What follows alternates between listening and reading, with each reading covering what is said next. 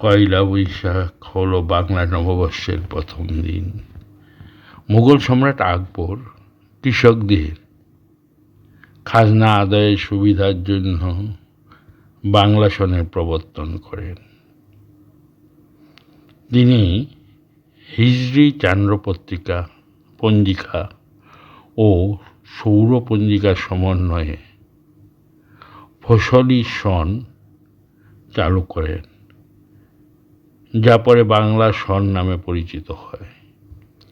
সেই থেকে পয়লা বৈশাখ বাংলা বছরের সূচনা হিসাবে পালিত হচ্ছে। মানুষ নূতন বছরকে স্বাগত জানাতে পুরনো দুঃখ কষ্ট ভুলে প্রত্যেক আশায় জীবন শুরু করতে এই দিনটি উদযাপন করে। এটি আনন্দ, মিলন, সংস্কৃতি ও ঐতিহ্যের প্রতীক। ব্যবসায়ীরা হালখাতা করে নতুন হিসাব শুরু করেন এবং সকলেই পরস্পরের মঙ্গল কামনা করেন।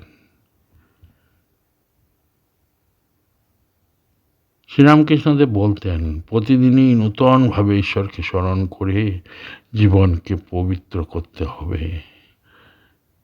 নূতন বছরের সূচনায় সেই সাধনার একটু বিশেষ সুযোগ। মা শারদা দেবী শিক্ষা দিতেন, সকলের মঙ্গল কামনা করো, কাউকে দোষ দিও না। নববর্ষের এই ভাবনা বিশেষভাবে পালনীয়। স্বামী বিবেকানন্দ বলেছিলেন, ওঠো, জাগো এবং লক্ষ্যটা পাওয়া পর্যন্ত থেমো না।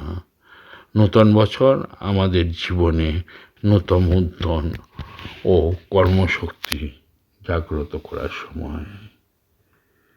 এই দিনটির গুরুত্ব আমাদের সাংস্কৃতিক ঐতিহ্য রক্ষা, সামাজিক বন্ধন দৃঢ় করা এবং আত্মশুদ্ধির জন্য অত্যন্ত গুরুত্বপূর্ণ। এটি নূতন পরিকল্পনা, নূতন সংকল্প ও জীবনের উন্নতির সূচনা করে। পয়লা বৈশাখ কিভাবে আমাদের উদযাপন করা উচিত? এই দিনে ভোরে স্নান করে ঈশ্বরের পূজা করা, আশ্রম বা মন্দিরে প্রার্থনা করা, দুস্থদের সাহায্য করা এবং পরিবার পরিজনের সঙ্গে আনন্দ ভাগ করে নেওয়া উচিত। এছাড়া সাংস্কৃতিক অনুষ্ঠান, ভক্তিমূলক গান ও আলোচনা সবার মাধ্যমে দিনটি উদযাপন করা যায়। নববর্ষের এই পবিত্র প্রভাতে সকলের জীবনে শান্তি, প্রেম ও কল্যাণ নেমে আসুক।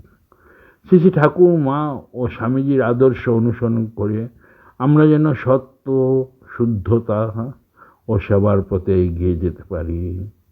সকলের মঙ্গল হোক।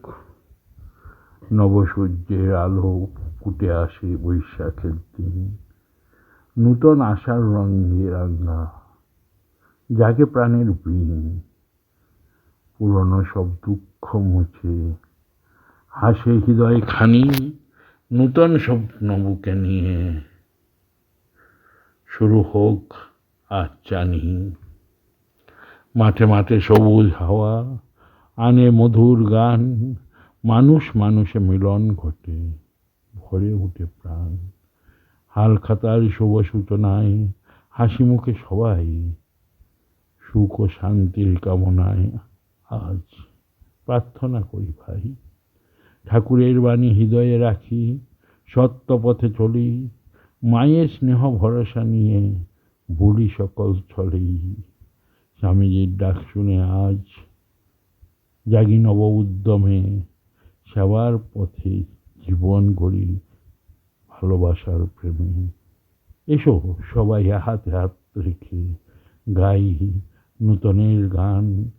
পহেলা বৈশাখ জাগুক আবার মানবতার প্রাণ। ধন্যবাদ, সকলে আনন্দে থাকবেন এই শুভ দিনে।